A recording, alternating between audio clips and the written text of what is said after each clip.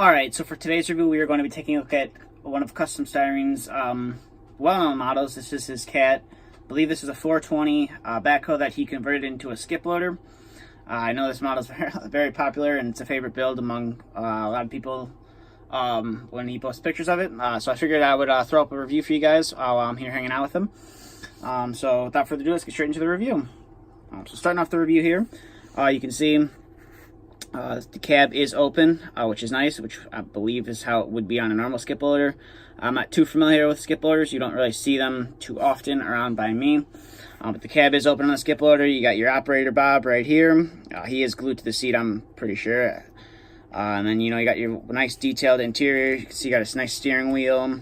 You got a nice control column right there, which is nice. And then, I believe he did have to add some supports to the cab, because when you obviously convert it into an open cab, you're removing the glass or the plastic that kind of acts as a support. So I believe he did have to add, I'm pretty sure he had to add these in as support. Don't quote me on that. I wasn't here when he built it, but I'm pretty sure he had to add some support to make this an open ROPS. And then another thing he had to do, you had to modify the bucket linkage to make it look right. So we did put a little cylinder up here, and it all works and everything. On a quick coupler works as well. Right here, you can see you got some nice steps right here that are painted cat yellow, and you got one of your tanks right here. I believe this is the DEF fluid since it has a blue cap on it. And then you do also have a warning beacon that comes standard on the 420 backhoes. So that's something special there. And then coming to the back, you can see you got your blade. Your dragging box or your blade, not too sure what it's called, but you do have a nice blade right here. It's painted black and everything, and it does work up and down, and the ripper or grating teeth on the inside do move as well, as you can see right there. It does move down. Just got to be careful with it. I don't want to try and break his model here. And then the inner part does go down as well, which is pretty sweet. He built this all out of styrene and some brass.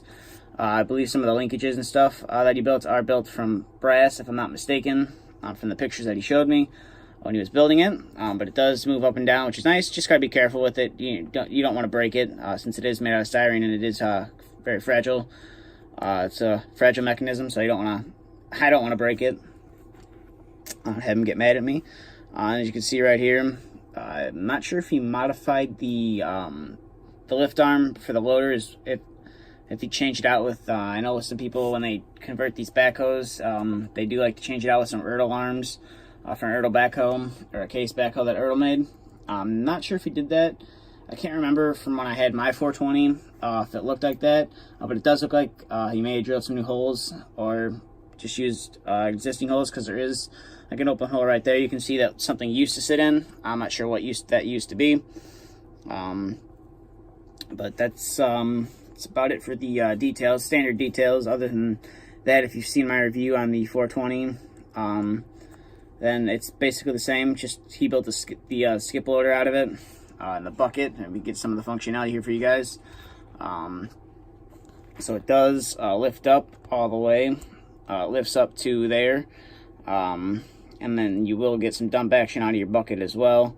I believe that's as far as it can go, or it might be able to go a little farther. I just don't feel like messing with that and breaking it. And then you got, your 4-in-1 bucket on there, which to me, both Diecast Masters and Northcott did a horrible job on these buckets. I don't like the look of them at all. But hey, somebody liked the look of them. So there's your bucket, and like I said, the box for the back does move up and down. Just gotta be real careful with it not to break anything. And then the little blade, or the little ripper shanks and stuff on the inside do move up and down, which is nice. Yeah, that's a look at CustomStyrene's skip loader that he built out of a 420 backhoe from Diecast Masters. So if you would like to see more of CustomStyrene stuff, I will leave a link to his Instagram down in the description, and I will also leave a link to my social medias in the description. I have quite a few models from him, and I like to post a lot of pictures of them. And I'm always, every time I come to his house, I always seem to come back home with some cool stuff. So if you want to see what I have, you can check out my social media, or you can check out his social media. Both links will be in the description. Thank you for watching, and stay tuned for the next video to be uploaded.